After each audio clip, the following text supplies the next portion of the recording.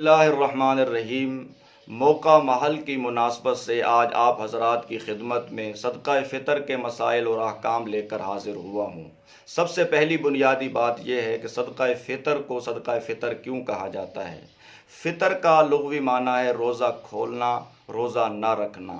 اسی مناسبت سے یکم شوال کو جو اسلامی تہوار منایا جاتا ہے اس کو عید الفطر کہا جاتا ہے کہ اس دن روزہ رکھنا جائز نہیں ہے بلکہ حرام ہے۔ عید کا دن یہ اللہ تعالیٰ کی طرف سے ضیافت اور مہمانی کا دن، جیسے فرض نماز کے بعد سنتیں ادا کی جاتی ہیں، سنتیں یہ فرضوں کی تکمیل کرتی ہیں، اگر فرائض میں کوئی کمی رہ جاتی ہے تو سنتوں کے ذریعے وہ کمی پوری کر دی جاتی ہے۔ یہی حال ہے صدقہ فطر کا۔ دوسری بڑی حکمت صدقہ فطر کو لازم کرنے کی وہ یہ ہے کہ اس کے ذریعے سے غرباء، مساکین، تنگ دست لوگوں کو عید کی خوشیوں میں شامل کیا جا سکے۔ بہت سارا طبقہ ایسا ہے کہ جو خود سے عید کی شاپنگ نہیں کر سکتا، عید کی خوشیوں میں شامل نہیں ہو سکتا، تو ایسے لوگوں کو عید کی خوشیوں میں شامل کرنے کے لیے شریعت مطہرہ نے امت کے جو مالدار لوگ ہیں ان پر یہ صدقہ فطر لازم کیا۔ تیسری بات صدقہ فطر کے حوالے سے وہ یہ ہے کہ صدقہ فطر کن لوگوں پر لازم ہوتا ہے کہ اس پر زکوٰۃ تو نہیں آتی لیکن اس کے پاس اتنا سرمایہ ہے ضرورت سے زائد قرضے کو نکال کر کہ جو زکوٰۃ کے نصاب کو پہنچتا ہے، یعنی 52.5 تولہ چاندی کی مالیت کے برابر ضرورت سے زائد ساز و سامان ہے، قرضے کے علاوہ ہے، تو ایسے شخص پر بھی صدقہ فطر ادا کرنا لازم ہے۔ البتہ اولاد میں جو بالغ ہیں، جوان ہیں، ان کی طرف سے والدین کے ذمے فطرانہ ادا کرنا نہیں ہے۔ ہاں، اگر وہ ادا کر دیں گے تو ادا ہو جائے گا۔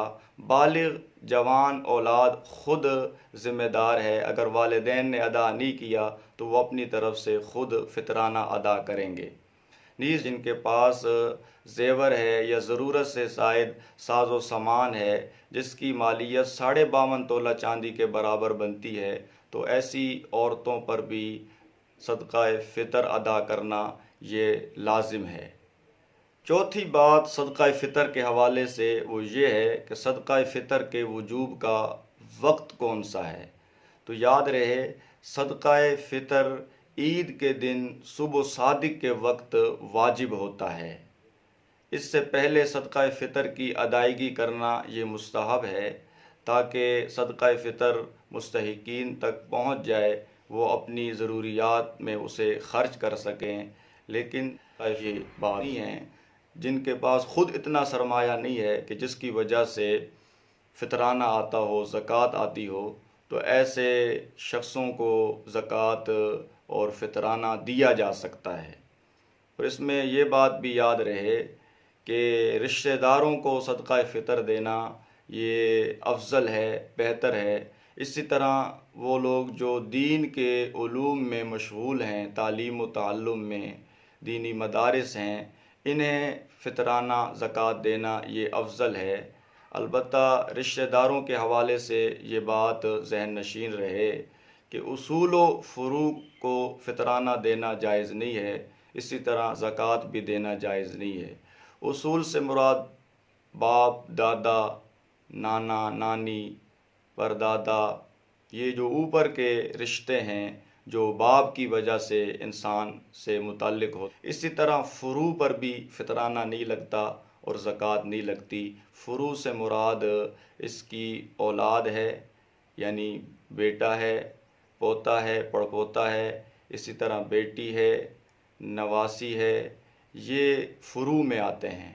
تو اصول کو بھی فطرانہ نہیں دیا جا سکتا، فروع کو بھی فطرانہ نہیں دیا جا سکتا۔ اسی طرح شوہر اپنی بیوی کو فطرانہ نہیں دے سکتا اور بیوی اپنے شوہر کو فطرانہ نہیں دے سکتی۔ ان کے علاوہ جتنے رشتہ دار ہیں وہ آپس میں ایک دوسرے کو فطرانہ بھی دے سکتے ہیں، زکوٰۃ بھی دے سکتے ہیں۔ اصول یاد رکھیں کہ صرف ان لوگوں کو فطرانہ اور زکوٰۃ دینا جائز نہیں جن سے یہ پیدا ہوا ہے یا اس سے جو پیدا ہوئے ہیں، وہ سید کہلواتے ہیں۔